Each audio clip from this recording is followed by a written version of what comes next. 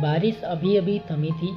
सड़कों पर पानी की बूंदें टिमटिमा रही थी। शहर के बीचों बीच एक पुराना बंगला था, बर्मा हवेली। यह हवेली कई सालों से वीरान सी लगती थी, लेकिन उस रात यहाँ से उठी चीख ने पूरे मोहल्ले को हिला दिया।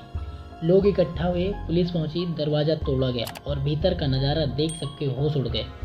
फर्श पर खून से लथपथ पड़ी अनामिका वर्मा, हवेली की मालिक। उसके हाथ में अब भी टूटा हुआ मोबाइल था और आंखें डर से खुली रह गई थी। कमरे में अजीब सा सन्नाटा था, लेकिन खिड़की टूटी हुई थी, मानो कोई अंदर से भागा हो। अजय ने पास खड़े सिपाही से कहा, खून का कतरा, टूटा मोबाइल और ये खिड़की, मामला सीधा नहीं लग रहा है। यहाँ या तो चोरी हुई है या फिर कुछ और। फिर सिपाही ने अजय सर से कहा, सर आसपास के लोगों ने कहा कि रात को किसी अजनबी को बंगले के पास घूमते देखा था। अजय बोले, हाँ, पहले सबूत जुटाओ और मोहल्ले वालों से बयान लो। गली के एक बूढ़े चौकीदार ने बताया, रात को करीब 1 बजे एक काली गाड़ी हवेली के बाहर रुकी थी, लेकिन उसमें से कौन उतरा ये मैं साफ नहीं देख पाया। वहीं पड़ोस की औरत बोली, मैडम के यहाँ अक्सर कोई आता जाता था, लेकिन वो कौन था हमें नहीं पता। शक के घेरे में अब 3 लोग आ चुके थे, कोई अजनबी काली गाड़ी वाला, पड़ोसी की नज़र में आने वाला रहस्यमयी मेहमान और अनामिका का कोई करीबी, क्योंकि दरवाज़ा अंदर से बंद था। इंस्पेक्टर अजय को अचानक बिस्तर के नीचे एक चिट्ठी मिली। उसमें लिखा था, अगर ये खत किसी को मिले तो समझ लेना कि मेरी ज़िंदगी खतरे में है, वो मुझे मार देगा। अजय की आंखों में चमक आई। अजय खुद से बोलते हैं, मतलब अनामिका जानती थी कि उसकी जान लेने वाला कौन है, सवाल ये है कि वो है कौन। इंस्पेक्टर अजय खिड़की के पास जाकर बाहर देखते हैं। बारिश की मिट्टी में टायरों के निशान साफ दिखाई दे रहे थे और उन निशानों के पास पड़ा था एक सुनहरी कफलिंग। सुबह का सूरज अब तक निकला नहीं था। हवेली के बाहर पुलिस चारों तरफ घेराबंदी कर चुकी थी। इंस्पेक्टर अजय राठौर सुनहरी कफलिंग हाथ में लेकर बारीकी से देख रहे थे।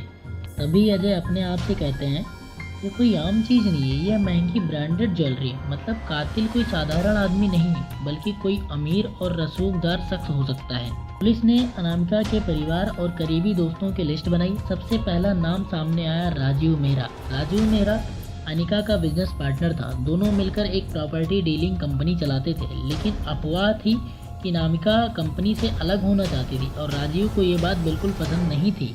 अजय ने तुरंत राजीव को बुलाया। राजीव आकर गुस्से में इंस्पेक्टर से कहते हैं, देखिए इंस्पेक्टर, मैं मानता हूँ कि हमारे बीच मतभेद थे, लेकिन मैं उसे मार क्यों दूंगा, मुझे क्या मिलेगा इससे। तभी इंस्पेक्टर अजय सख्ती से पेश आते हुए राजीव से, तुम्हें पैसा और कंपनी का पूरा कब्जा मिलता, और ये कफलिंग क्या तुम्हारा है। राजीव कफलिंग देखकर चौंक गया। ना ना नहीं, ये मेरा नहीं है, मैं तो गोल्ड पहनता ही नहीं।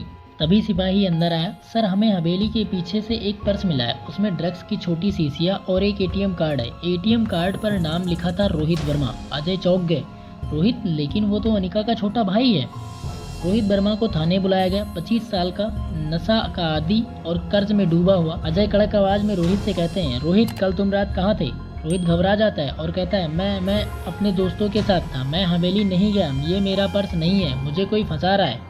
तभी इंस्पेक्टर अजय टेबल पर जोर से हाथ मारते हैं, बोलते हैं, झूठ मत बोलो, तुम्हारा एटीएम कार्ड मिला है और ये ड्रग्स भी। सच सच बताओ, क्या तुम्हारा और अनिका का झगड़ा हुआ था। रोहित चुप रहा, उसके चेहरे पर डर साफ झलक रहा था। जांच के दौरान अनामिका के फोन का डाटा निकाला गया। उसके आखिरी कॉल्स में सबसे ऊपर था डॉक्टर संजय।